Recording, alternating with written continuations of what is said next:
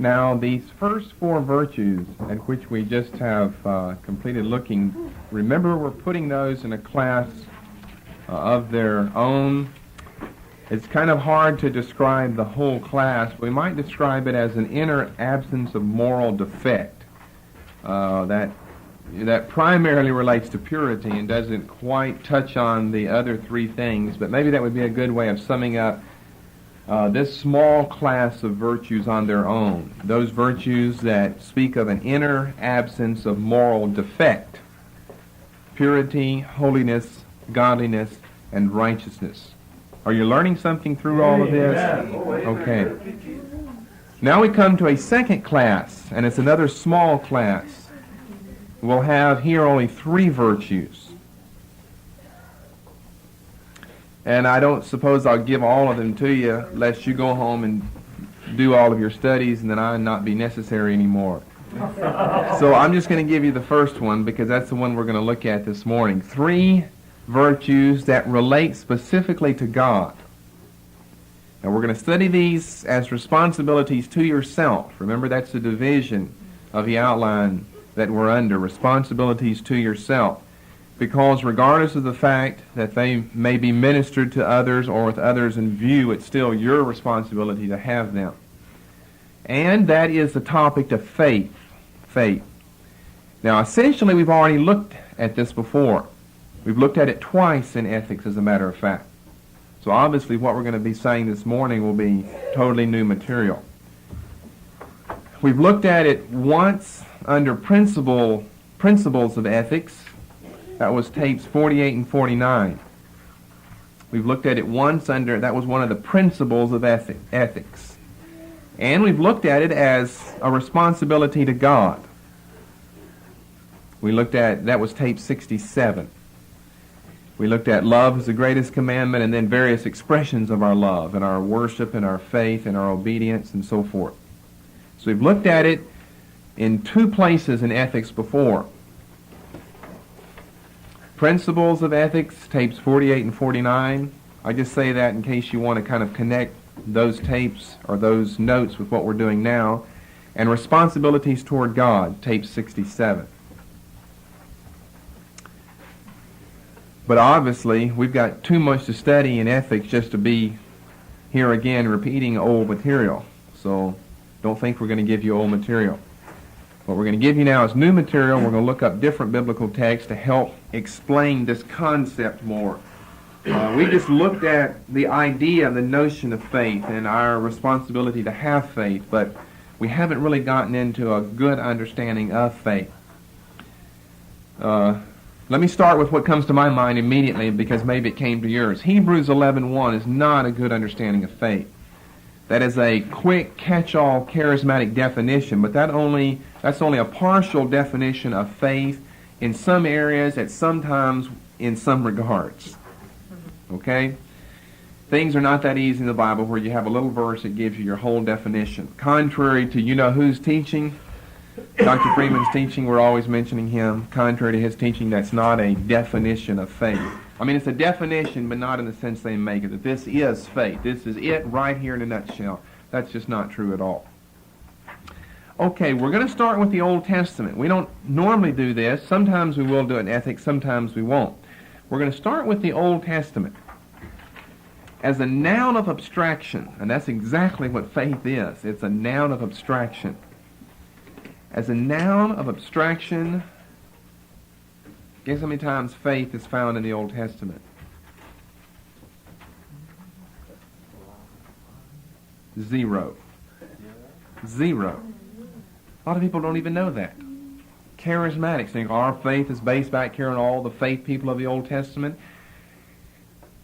As a noun of abstraction, the term faith is found 0 times in the Old Testament.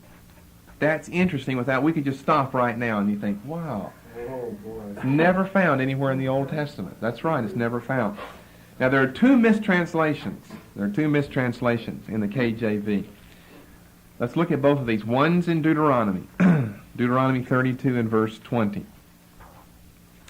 And the other versions, NASB, NIV, and so forth, have it corrected. Deuteronomy 32, the Song of Moses, remember.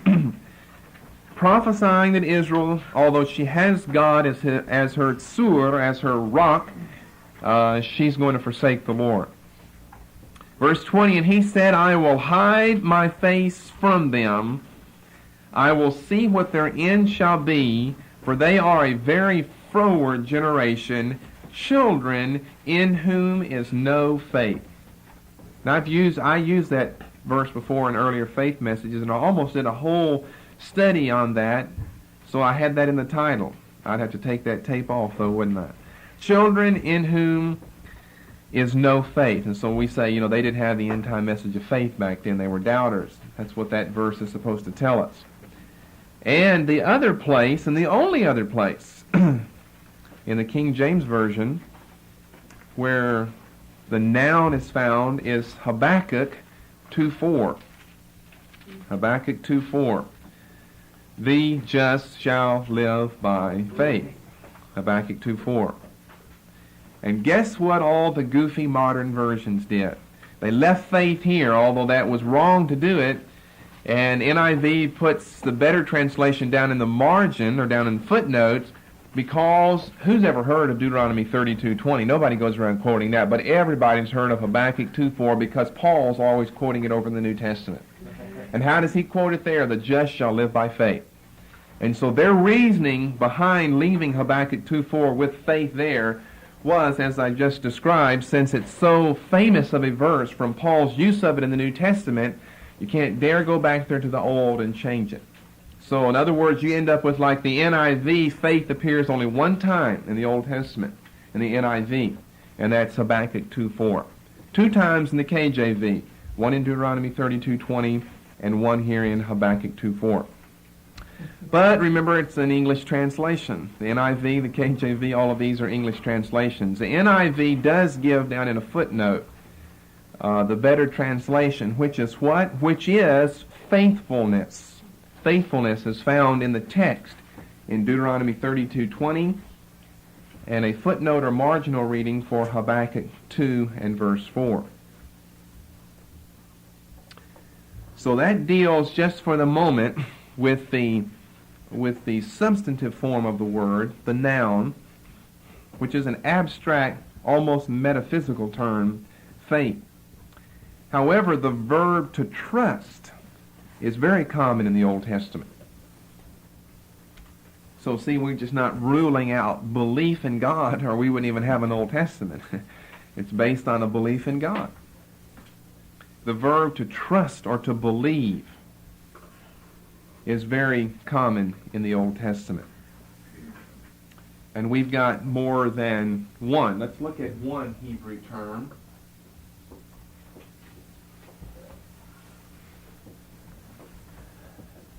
Batach. B-A-T-A-C-H. Batach.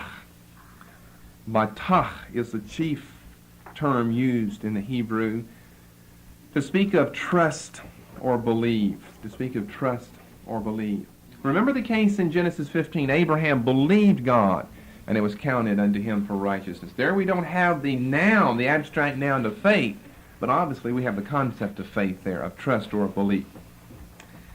Along with its derivatives, this word batach, B-A-T-A-C-H, this word and its derivatives appear 180 times. 180 times in the Old Testament. Now, before going on, let's do what we did in the last message. Now that I've said what I just said about Hebrews 11:1, why don't you write down on your paper a definition of faith then? I mean, faith is the substance of things hoped for, the evidence of things not seen. Then you've got to define that for us then. You'd have to give us a definition of Hebrews 11:1.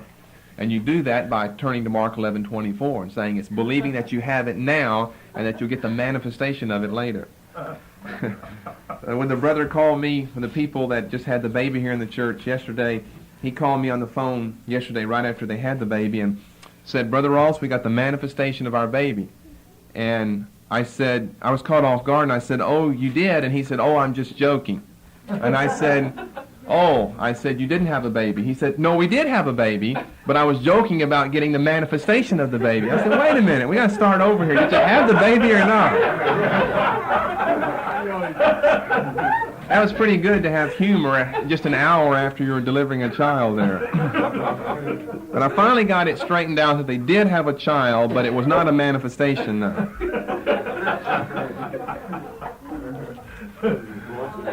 Okay, now, with all of that humor, do you remember what I just asked you to do? A definition of faith on your paper now. A definition of faith. How are you going to define faith?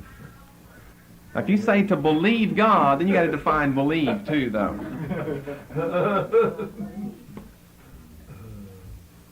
Everybody's just looking at me. Yeah. A definition of faith. Fidelity, that's just a synonym. Fidelity is just a good synonym. Although fidelity, well, it's not exactly a synonym. It's a synonym of faithfulness, so. Faith is such an abstract metaphysical term. That's why it never appears in the Old Testament. I've said before, Hebrew, remember, they were always concrete in their thoughts and expressions. Faith is a Greek term. Pistis is a Greek term. It's a metaphysical term. That's very difficult to define. You can come a lot closer to defining faithfulness. And if you can define that, then you've got most of the definition of faith. We're going to say some things that will be very interesting to you about faith in light of the faith movement studies that we're doing now. Okay, let me just give you to begin with, while you're writing and thinking about that, or thinking but not writing, the meaning behind this term, batach, the basic idea is firmness or solidity. The basic idea is firmness or solidity. It, with its derivatives, appear 180 times in the Old Testament, and it is never translated in the LXX with the common Greek term for faith. LXX is a Greek translation of the Hebrew Old. And of the 180 times where it and its derivatives appear, it never in the LXX is translated with the common Greek term for faith. But it's translated with the terms to hope or to be persuaded. To hope or to be persuaded. That's how it's translated in the Greek in the LXX. That doesn't mean that it's biblical or something. We've still got to come over to the New Testament. And we've got to understand the Hebrew concept of the Hebrew term, batach, to trust or to believe, or to have faith in, faith. We have to understand that to begin with. The term is chiefly found in the book of Psalms. Over a quarter of the times, 50 times, it's found just in the book of Psalms, where it has the idea of to depend upon. To depend upon. See, we're going to have to look at this question of hope at another time. But sometimes it's translated like that in the King James Version. I hoped in my God, or I hope in the Lord. And what they mean by hope is not what we mean by our English conception today of hope. Hope is kind of like a wish. You kind of wish that it would happen, but you're not for sure. They were more concrete in their understanding of this Hebrew term behind it being translated hope, although it made it into the receptor language in 1611 as hope. Let's look at a few of the best-known places, best known because of the influence of the charismatic movement, the best-known places where batach is found. We'll start with the book of Psalms, since that's where the word chiefly occurs. Over a quarter of the occurrences, 50, appear here. Psalm 37. Psalm 37, verses 3 through 5. You'll find the word appearing here a couple of times, I believe. Psalm 37, verses 3 through 5. Trust in the Lord, batach, firmness, solidity in the Lord. And do good, so shalt thou dwell in the land, and verily thou shalt be fed. Delight thyself also in the Lord, and he shall give thee the desires of thine heart. Commit thy way unto the Lord, batach, firmness, solidity, also in him, and he shall bring it to pass. And then what about Proverbs chapter 3 and verse 5? Trust in the Lord with all thine heart, batach, firmness, solidity, in the Lord with all thine heart. Trust in the Lord with all thine heart, and lean not unto thine own understanding. Proverbs 3 and verse 5. Now there's the chief term. Here's another term.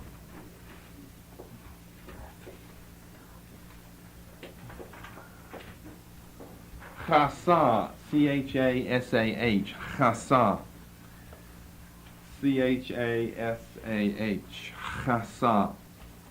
With its derivatives, it appears 56 times. It appears 56 times, chasah.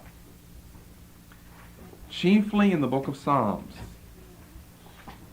The book of Psalms, in other words, is the book of solidity and firmness. Most of the times of batach and most of the times of chasah are found in the book of Psalms. That is, most in comparison, proportionally to the number found in other books. What does this word mean? It's translated trust or believe. It means to seek refuge or protection in. Generally, the object being God. To seek refuge in God or protection in God. To seek refuge or protection. Now, the 56 times, 30 times, the LXX gives us the common Greek noun for faith. Never does it do that for batach, but half of the times, 30 out of 56, the LXX gives us the common Greek metaphysical abstract noun faith for chasah. Okay, let's look at a few times where we see it appear. Psalm chapter 20. See if you don't see this, the idea of seeking refuge or protection. Although there must be some type of connection, because firmness and solidity also speak of a refuge or a fortress or something, and protection as well. Psalm 20 and verse 7. Some trust in chariots and some in horses, but we will remember the name of the Lord our God. Here's the idea. This is a good verse for the idea. It's not the best one, but here's a good verse for the idea, although the word is in italics here. It is speaking of seeking refuge. Some, if you leave out trust, some in chariots. Well, he obviously is speaking of seeking refuge or protection in or by or through chariots, and some in horses. But we will seek our refuge and our protection in the Lord our God. Psalm 20 and verse 7. And then over in Psalm 118, verses 8 and 9. It is better to trust in the Lord. Now it's not batach, it's chasah. It's better to find your refuge or your protection in the Lord than to find it in man. Verse 9, it is better to find your refuge or your protection in the Lord rather than in princes. And then in everyone's favorite psalm, Psalm 91, it just so happens that both of the terms appear together. Batach and chasah, both translated as trust, and both with the ideas, the dual ideas of firmness, solidity, and refuge and protection. Psalm 91 in verse 2, we have batach. Psalm 91:4, we have chasah. I will say of the Lord, He is my refuge and my fortress. We're getting the refuge protection idea. My God, in Him will I be firm. Or I'll have a solid footing here. Batach. Verse 4, He shall cover thee with His feathers, and under His wings shalt thou trust. His truth shall be thy shield and buckler. God is my protection. Chasah. So we're talking about, when you add all of these up, about approximately 250 times. 250 times where the verb is found, to trust or to believe, or faith, but it's not a noun, it's a verb. And 0 times for the abstract noun.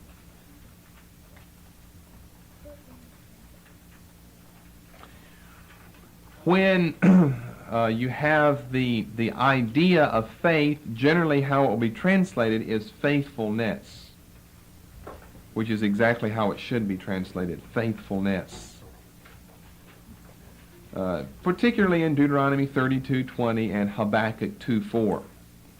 And by the way, that's what the marginal or the footnote reading is in versions like the NIV for Habakkuk 2:4. The just shall live by his faithfulness, not by his faith. The just shall live by his faithfulness.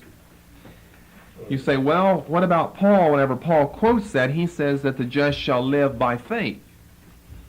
Should we also translate that faithfulness? Well, that brings us into the New Testament. We're through with the Old and our study of the Old. Let's come to the New Testament and this whole concept of this difficult concept of faith. The Old Testament, we see it as faithfulness.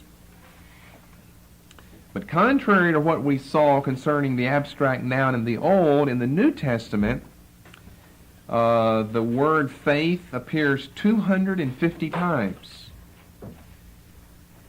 in both the noun and the verbal form. 500 times. So for the Christian, we have a whole new emphasis upon this concept of faith, faithfulness, but particularly upon the substantive form, showing the extreme importance of faith as a repose of heart and mind. You see, the verbs in the Old Testament, when you total them up, they total about 250 occurrences, 180 plus 56, about 250 occurrences.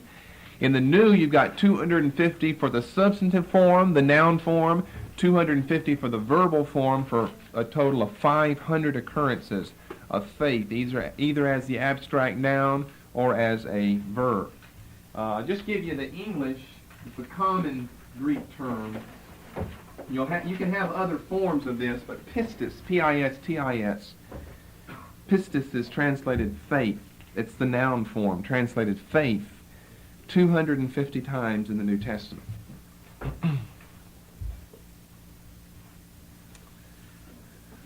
Jesus spoke of having no pistis in Mark 17:17, Matthew 17:17. He spoke of having a little pistis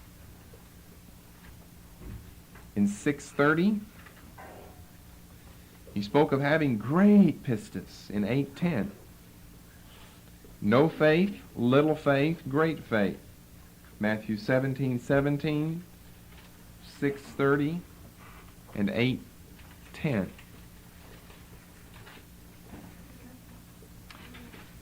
What about this passage with which we are so familiar, the 11th chapter of Hebrews? We know that here's one place where you can add up 24 out of the 250 times that pistis occurs, because 24 times are found here in 40 verses. 24 times faith, pistis, appears in just in Hebrews 11, which of course would be the chief chapter for faith. Now we're going to try to get into this a little more and maybe show you some new things and maybe give you a different emphasis, but hopefully it'll be the correct emphasis on this whole concept of faith, and particularly on this 11th chapter of Hebrews.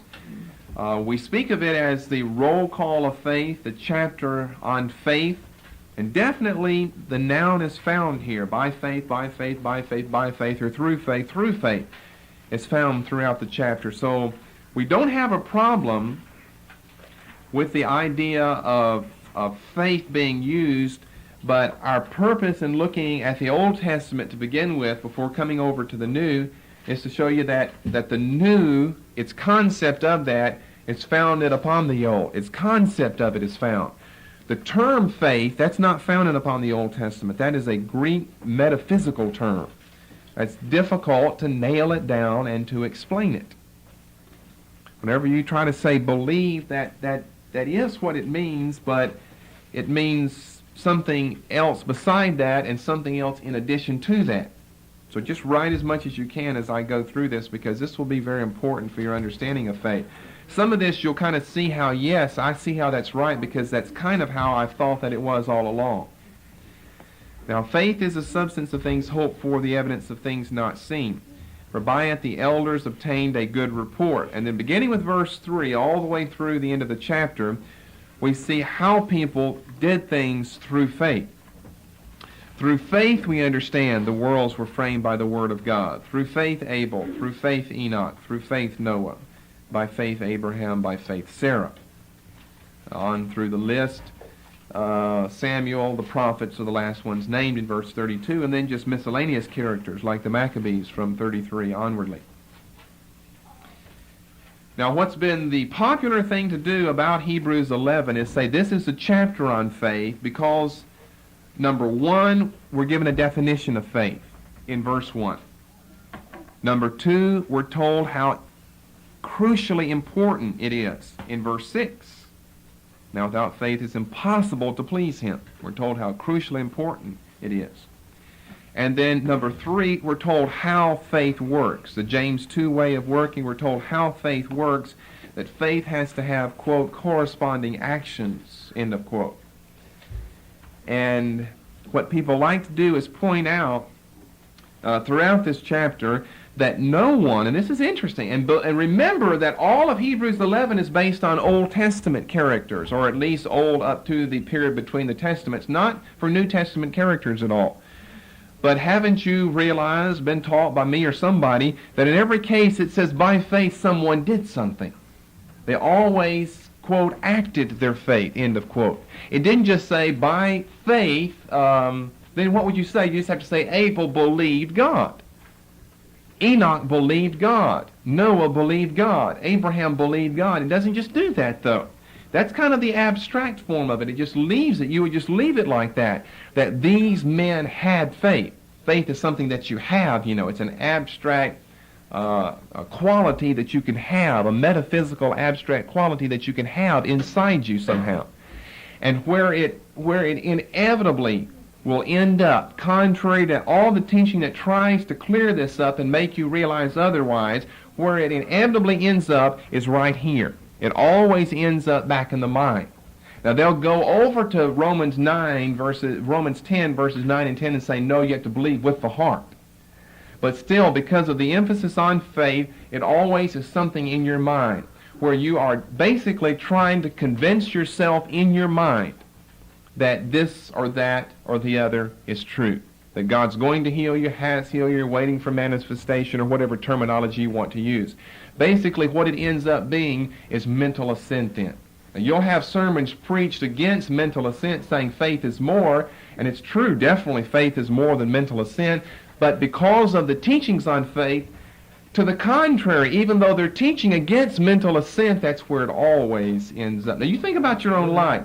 What you're doing when you try to have faith is you're trying to convince yourself in your mind, okay, calm down, don't worry, don't get upset, don't get excited, don't panic, just believe God. You're trying to convince yourself in your own mind this is what you should do. Now, the first thing to notice about Hebrews 11 is that idea, that concept is not found here. And the people who preach on faith use it, this passage, Hebrews 11, but only when you get down to that condition, that fourth condition of acting on your faith. They're thinking, in other words, they think that you can have faith and really have it separate from acting upon your faith.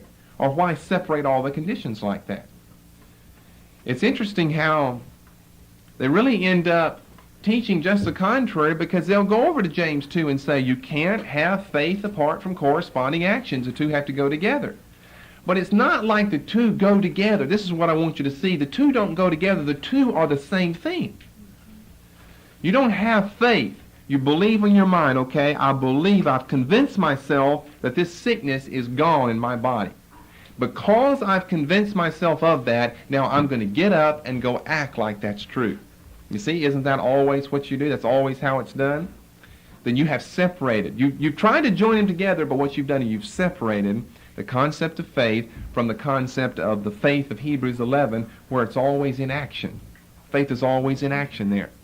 And it just does not, you just do not seem to have the notion here, the metaphysical notion, the abstract notion of one person trying to convince another person mentally, or of you trying to convince yourself mentally that this, that, or the other is true. That's where so many people have fallen in this whole, quote, faith movement, unquote, by trying to convince themselves in their mind this is true, and then once they've done that for a couple of weeks or whatever, convince, and the way you do that is confess, and you've heard it, and faith cometh by hearing, and so you've heard, and now you've got it, now you've got faith. You see, it's always treated as an abstract quality you can have inside you. Now you've got faith, and now you go out and demonstrate it by doing something. And so people talk about, and see, I just gave you the fact that Jesus speaks of no faith, little faith, great faith. But people, they misunderstand those verses too. And Dr. Freeman will say, I believe I have a great faith. I believe I have as much faith as anyone here in the building. And you've missed really an understanding of faith. You've made it back into an abstract, metaphysical, inner quality. That it's something invisible, it's like hydrogen. It's something real, but it's something you can't see, and it's something that's on the inside of your mind. It's something that works on the inside of your mind. Now, I'm fully aware of the fact they'll always go to Romans 10, 9, and 10 and say you believe with the heart, not with the mind. But what are you talking about? That's just something that pumps physical blood there. So heart, mind, aren't you basically talking about the same thing? Well, certainly you are. You're still trying to convince yourself that something is true. With the heart man believeth unto righteousness, and with the confession of the mouth, then possession of one's salvation is obtained. For the continuation of the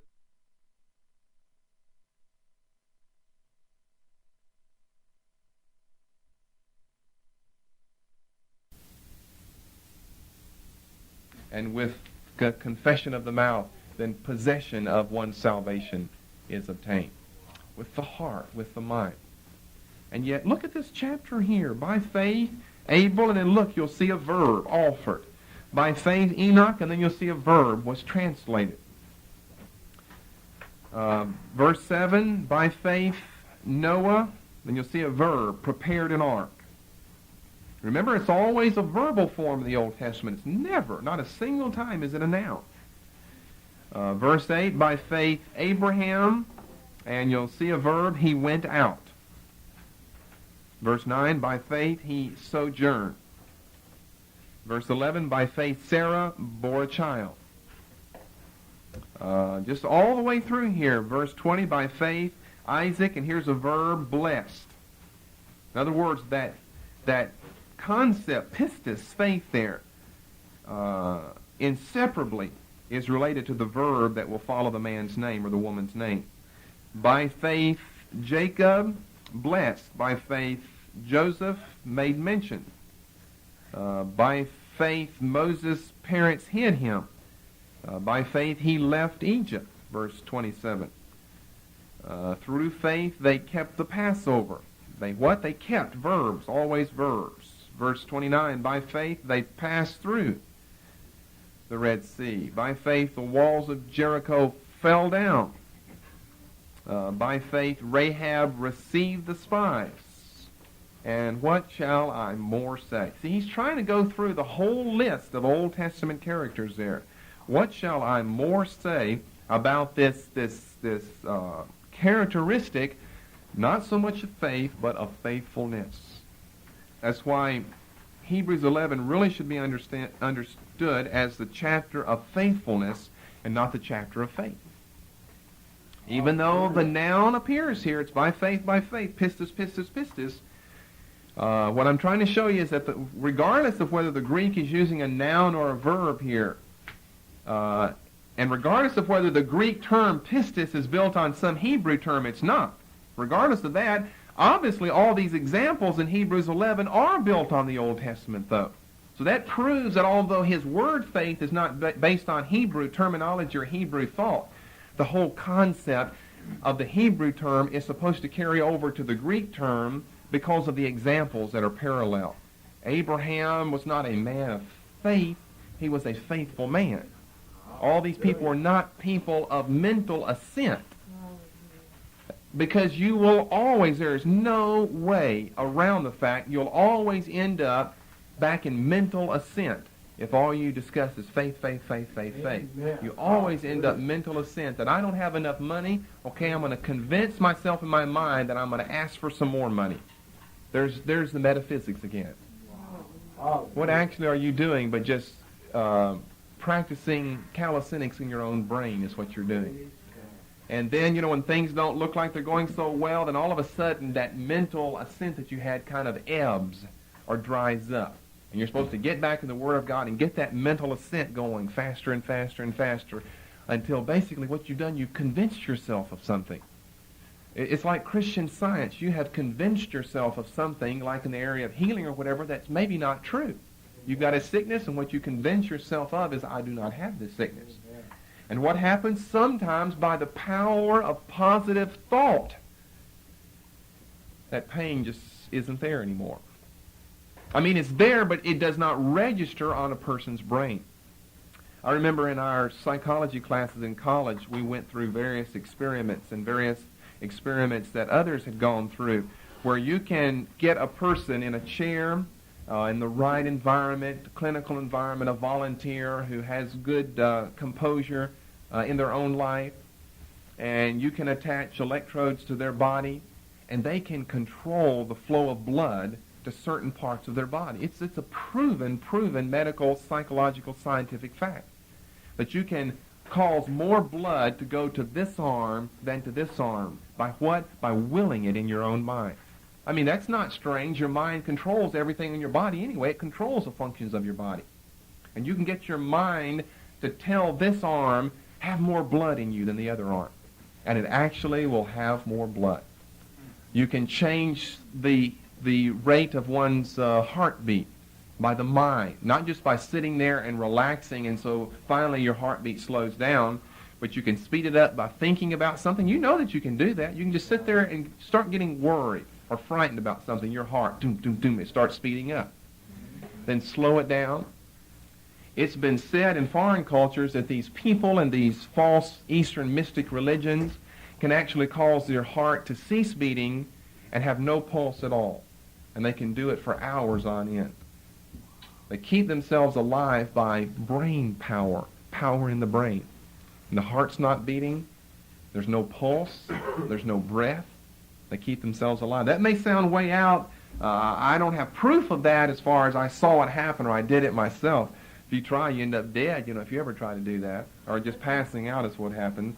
But I really don't doubt that in my mind, that can be done. I don't know for how long a period of time. I remember hearing one person say it could be done for days and days. I don't know about that. No heartbeat for a couple of years. I don't know. You're probably dead is what you are by then. But I don't know. You can stop your heart for a half hour. Just incredible. I've said that before about the power that's in the brain. And you've heard this little cliche before that even an Einstein only uses 1/10 and maybe less of the power of his brain. Only uses 1/10. A genius only uses 1/10 of their brain. Where does that leave the rest of us numbskulls in? Lazy, we just don't even hardly use our brain. And you think about that in your daily life, you hardly have to use your mind to really do anything. It'll keep your body functioning. It'll keep your inborn reflexes. That's why these type of studies are good for it. It forces your mind to start working, to absorb more material and to start thinking about various things. The old brain, it needs exercise just like the body does. It gets so stagnant and so sluggish and so slothful. Whenever you're out of school for a while and you have to get back in school or in schooling or thinking like that again. And wow, the old brain has just kind of been sitting there. It keeps your heart going. It keeps your eyes blinking if something comes towards you. That's about all that it does then. It needs exercise. What about faith needing exercise? What about, let's deal with this for a moment before we come back here. What about Paul's usage of things like Habakkuk 2 and verse 4? Romans 1:17 See, Paul does not say that the just shall live by faithfulness here. But what is he quoting? He's quoting Habakkuk 2:4, and Habakkuk said, the just shall live by his faithfulness. In other words, can you really have one without the other? Can you really? Oh, how many charismatics try to do this? They do not lead a faithful life, but they try to believe God for various material items. And it just doesn't seem to work. And then what about those people who don't seem to be trying to believe God for anything, but they're just living a daily, faithful Christian life, and they seem to have everything? Things seem to be going well for them. I remember noticing that back years ago before I ever heard of the faith message. The people that are godly, those that are like God, the godly people, well, just they seem like they're blessed in their life. And all of this fighting, this humanistic struggling with your own self to convince yourself of something, that's more headache and more trouble. It gives you more headaches than it delivers you from headaches. Amen. Practicing mental assent, Christian Science, willpower, mind over matter, that type of mentality. Romans 1:17, therein is the righteousness of God revealed from faith to faith, as it is written, the just shall live by faith. He quotes that over in Galatians. He quotes that over in the book of Hebrews. So how are we to understand Paul's use of the term? Well, remember, we're only in ethics, and we could really do a detailed study of faith and mental assent and all of that business and all of that nonsense, but that would be for another time. But I am over in Galatians 3. Galatians 3. Abraham believed God, verse 6, it was counted to him for righteousness. Know ye therefore that they which are of faith, the same are the children of Abraham. Abraham's the father, we say it like this, the father of those who have faith. Well, notice verse 9. So then they which be of faith are blessed with faithful. Now we're back to faithful. Faithful Abraham. A lot of your versions in Galatians 5 and verse 22 will give it as what? But the fruit of the Spirit is love, joy, peace, long-suffering, gentleness, goodness, and faithfulness. How can faith really be a fruit of the Spirit? But faithfulness certainly can be. Love, joy, peace, long-suffering, gentleness, goodness, faithfulness, meekness, temperance. What does the NIV give there? Faithfulness. Most of your modern versions will give faithfulness there. That's probably a better understanding of the term here, faithfulness. We're still talking about a noun, we're not talking about a verb, but it's certainly more expressive. Well, here's what I would just say briefly, and we could say a lot more, but I would just say briefly that the concept, the metaphysical concept of faith is really not what we are supposed to see in Paul's writings, just because he uses the term pistis. We're really not supposed to see, it's an abstract term, but you're not supposed to see any abstraction in it.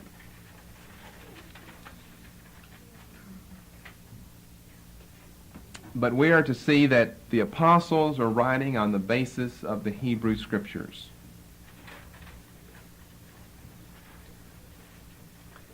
And therefore, in many regards, well, I could say in all regards, faithfulness is the bottom line. Faithfulness is the bottom line whenever faith is used. Praise God. However, there is the abstract or the medical notion or the metaphysical notion of faith being something that how can I say it? It's difficult to describe the difference between the two. When he talks about, in other words, having faith in Jesus Christ, is he talking about living a faithful life? Well, you see, you'd almost earn your salvation then. Having faith in Jesus Christ, that is something, it starts with this belief of your being, not of your mind, but a conviction, a supernatural conviction about the claims that Jesus has against you and in your life, and that he has in favor of his life, and of your putting your confidence in him. But here's the thing, faith always has to lead to faithfulness, or you can prove that it was not genuine faith to begin with. And that's where we end up, again, with a solution to this whole problem of people saying, I believe in Jesus, beliefism. Yeah. That faith is okay, and your understanding of that, as long as it immediately is connected with faithfulness. A person cannot trust in Jesus. You will not. It's impossible to trust in him and not have the manifestation of faithfulness in the person's life. So what is a good definition of faithfulness then? Since that's what we're after. I just said that faith a moment ago is repose of heart or mind. Faith is a repose of heart or mind, or heart and mind. But you could still get into the problem areas of mental assent and doing mental calisthenics or gymnastics with or against yourself. Faithfulness. The just shall live by his faithfulness. Well, here's the little three-word definition that seems to me to fit it best. Steadfastness of obedience. Steadfastness of obedience is faithfulness. Steadfastness of obedience. So going back to Hebrews chapter 11, here's what I wanted to say about that. Maybe we'll touch on this more in the faith movement teachings, or maybe this will suffice. What they have done is they've majored on the minors. They've read Hebrews 11 and saw that someone went out and did something. And so they get you as a mechanical robot all wound up. After you get your mind convinced of something, now you go out and do something about that.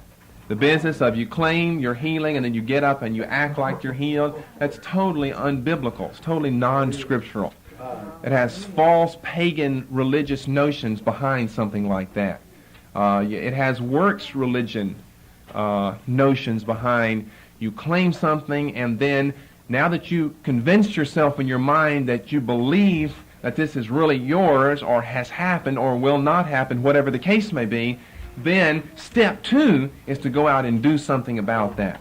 That's a problem with these conditions of faith, 1, 2, 3, 4, 5. My point is, in the Old Testament, it seems to be that it was the whole person's life was wrapped up in God. Their life was wrapped up in serving God. And they didn't think, God will require sometimes the person to do something that seems like it's contrary to all sense evidence, but it's not in our little charismatic understanding of it. Take Abraham and his son Isaac for an example. Here God has promised that the blessings will come through Isaac. But then God says, go sacrifice your son. Genesis 22. But Abraham is not having faith in God. He's living a faithful life before God. Steadfastness and obedience. He's not thinking, okay, now I'm going to act my faith. This is going to be an action of my faith here. It's just part of your daily life. You see, that aspect of the faith movement teaching will be there in our lives, but sometimes we won't even be conscious of it. Like, oh, this is an act of faith here. It's just we try to live a consistent, steadfast, obedient, daily Christian life, and there'll be times where you do things that seem to be contrary to what sense evidence would tell you to do. Let me give you an example.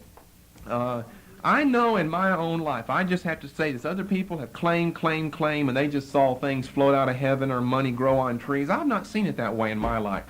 The way I have seen prosperity, healings, just general greatness and goodness that I've experienced in my life has not been by asking for anything. It's just when you get up in the morning, you're supposed to get into the Bible, lift up your hands, praise God, thank Him, read your Bible, and when you live that day, you're not angry at someone, you don't hate somebody, you don't hold a grudge towards someone, you're kind, you're long-suffering, you're gentle toward people. When it's time to come home from work, you're good to your family, you love your children, you love your wife, then you get in bed. And you don't think, I had faith today. You don't even think that I had faith today. It's just that you live the normal Christian life. Amen. See, they're majoring on the minor, saying, let's take faith out of the Bible, and now we're going to make it a doctrine, that we're going to have the end-time doctrine of faith here. And then when you have faith, you have to act on your faith and confess your faith and endure by faith. They're bringing out, in other words, they are breaking up this thing that's supposed to fit together as a unity here. They say they're breaking it up to help us better understand it, but that's really not where we end up. They break it up and leave it all fragmented then. And you think you can have faith, and then tomorrow when you get the new teaching, then you confess it, and then after that you act on it, and then later on then you endure by faith. And they've got it all fragmented, all fractured. So you lose the whole connotation, the whole idea, or the whole connection of the faithfulness of the Christian before God. But whenever, to get back to my own testimony, whenever we moved to Minnesota, I wasn't sitting in the room there in our apartment saying, I claim by faith this happens. We just moved. We just moved. We didn't claim by faith. Now by the 14th of next month, then everything's going to be fine for us. You just move. That's really all you can do at that time. You can't live tomorrow, today. You just have to live today. We just packed up. We moved. We had no idea of what we were going to do or where we were going to go whenever we got there. Then we made up our mind, here's where we're going to go. And so you go out there, and then once you get there, now, what are we going to do? Well, I guess the first thing is to shop for groceries. We don't have any groceries, so you go shop for groceries. That takes care of that day. Then it's the next day. Now it's time to pay the phone bill. So let's pay the phone bill today. You see, not believing, I've claimed all this by faith, this is going to work out. It's like what we have here. You just live your life. Abel was just living his life, and one thing that his life had in it was his sacrifice that he offered. It wasn't that he was sitting at home thinking about the end-time doctrine of faith or listening to faith cassettes. I thought, I know what I'm going to do. Bless God, I'm going to go out and offer a sacrifice, and that'll prove the end-time message of faith. You see, that was just one part of his whole life that the author of the book of Hebrews draws out to show these men lived a life of steadfast obedience before the Lord. Abraham and him going and doing a couple of things that are mentioned here, that's just a couple of things of his life. Noah, Moses, David, the prophet, Samuel, then list everything about them. List a couple or one or more examples of their lifelong attempt just to obey the Lord. And so that's how I've seen these faith notions, these faith promises they promise that they are promising us out there, that's how I've seen them work. It's not by claiming this or asking for that, but just to keep on learning more about the Word of God, trying my best to put it into practice, and then yes, it seems like everything falls into place then. You think about your own life, and that's how and where it's true in your life. And if it's not, it's because you've not been living a faithful life, an obedient, a steadfastly obedient life there. If you have, you know that most of the time it wasn't all the money in the mail the next day. It's just somehow everything worked out. If you got the money or the bill was canceled, you don't have to have money. If they cancel the bills, you don't need the money then. But yet you could be claiming $50,000. What you need is a bill canceled. Then you don't need money or anything then. Well, we just think, here's the thing to do, claim all this money. Or maybe you need to find a home where you have to pay less rent. That takes care of the money problem then, doesn't it? See, we always think of more money. Fail to realize God can work things out in 1,000 different ways. 1,000 different ways. Amen. And not this faith way of here's what you can claim, your full redemption, your full inheritance rights. You can ask for all of these things. And guess what? For all of us, you can see it in my life, and you can see it in all the lives of the people in the Bible, it's all a progression. Yes, you don't start there overnight. But their presentation, the faith teachers, you don't start there overnight. That's because you got to build up your faith level before you can get there. And if you only have faith for headaches now, then start with that. And as you do that, you'll get more faith. And then you work your way from there to other things. That's not the way that it works at all. But God will just bless you and deliver you and everything throughout your whole life. But you'll see that as you move up in faithfulness, in steadfast obedience, seems like things work out better for you in your life then. You move up. God moves up a level because you move up a level. Thank you. All those, I just think of all the times back in our early days of our ministry where Well, I've told you some of this before. It's interesting how you can see a development go on, and you can explain it by a lot of natural reasons, you see. It's not because of some faith reason why these things started to work out. But in our early days, after our earliest days, like our second year or something, being out in a ministry, well, we were financially making next to nothing then. Just next to nothing. But you know what? I don't ever remember claiming then, I want more money at the end of this week. And it always seemed to be enough, though. My wife and I talk about that all the time. Seems like the idea of having this better item or this nicer item never even entered our mind. Never even thought about that. We never looked at our furniture and thought, oh, this is so ugly, we're going to claim some new stuff. I never even thought of that until I got to the place where I could afford better furniture. Then all of a sudden I thought of it. That's right. And that only makes sense. It keeps you out of that rut of always wanting and not having, James 4. Amen. You know, wanting and not having, wanting and not having. That's the literal truth. It never entered mine or her mind. We were blessed here and there in small areas, and wow, just great. Praise God. But thinking of this bigger or better item or that larger or more expensive item just seemed to never enter our mind at all. Praise God. Until, you know, God was developing us as we were developing ourselves. And then you get up in the air where now all of a sudden, because you've been faithful, you have more money, and now you think of more things now. You got more money, you think of these things, and now you're so grateful that you have it. And you're kind of grateful you didn't have it way back then, because what would you have done with it? Amen.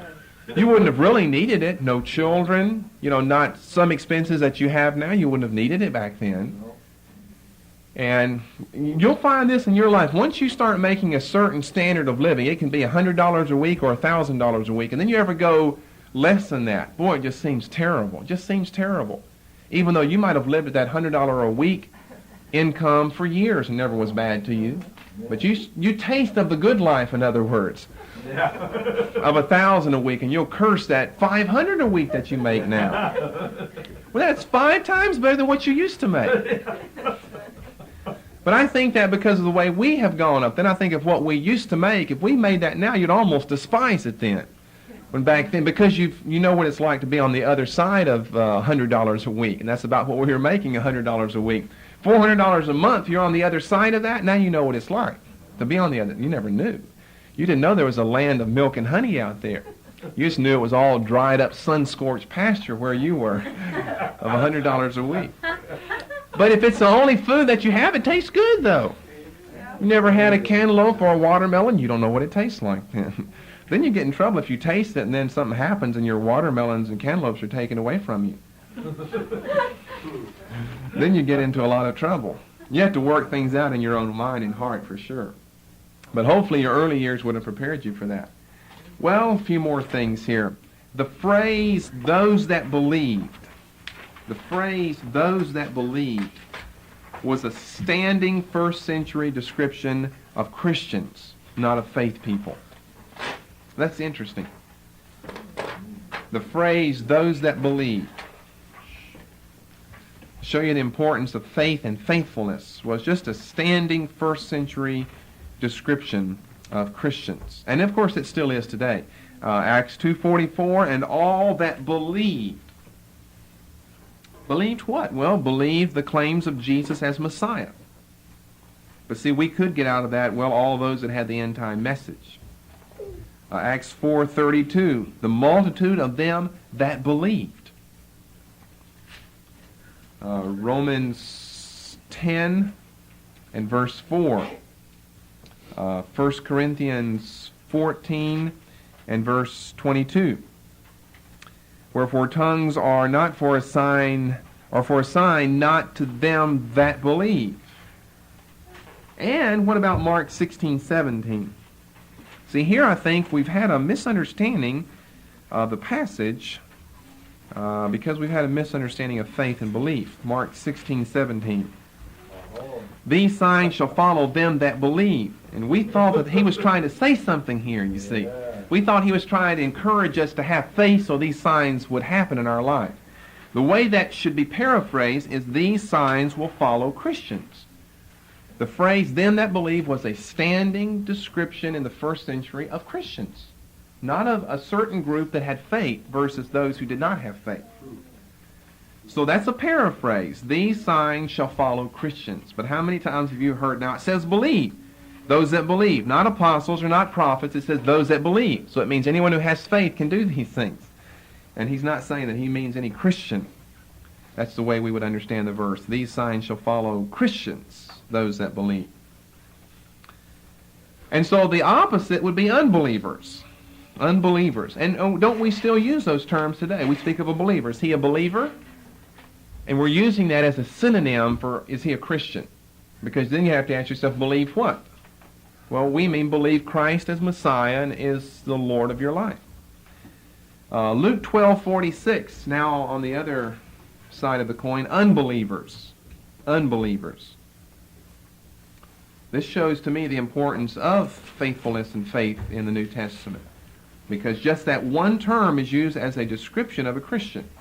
Or the opposite, an unbeliever of a non-Christian. 1 Corinthians 6:6.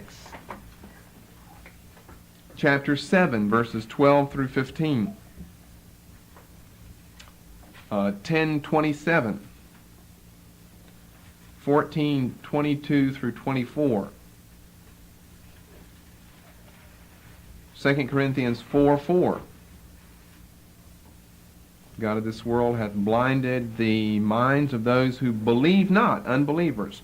2 Corinthians 6:14. 1 Timothy 5:8.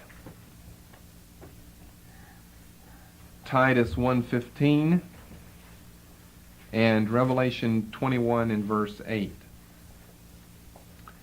Just the Greek word for faith, pistis, with the negative prefix, an A, is found 23 times in the New Testament. The Greek word for faith with a negative prefix, which means whatever you just had said, faith, now with a negative prefix, you cancel, a lack of faith. It's found 23 times.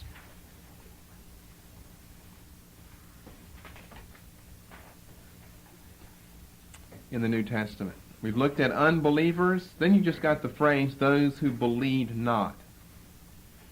That's found 25 times just in John's Gospel. 25 times in the writings of John. John 3,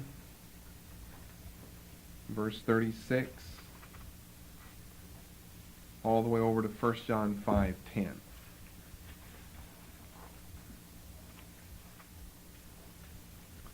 So, do you understand the thrust of the message then this morning about faith? There's really no such thing as this mental assent business of trying to convince yourself that this is for you and then trying to get it. The Hebrew concept never is the noun used. Remember in the Hebrew Old Testament, not a single time. The Hebrew concept for batach was firmness or solidity. That speaks of steadfastness and obedience to me then. The person is firm and solid in their life, their morals, their ethics, their convictions. They're firm in that. And they're firm because they're in the Lord. Chasa, seek refuge or protection in the Lord. They are firm or solid in their steadfastness because they are in Christ. For the New Testament, they are in Christ. And so the fruit of the Spirit there in Galatians 5:22 really is faithfulness. It's faithfulness, not faith.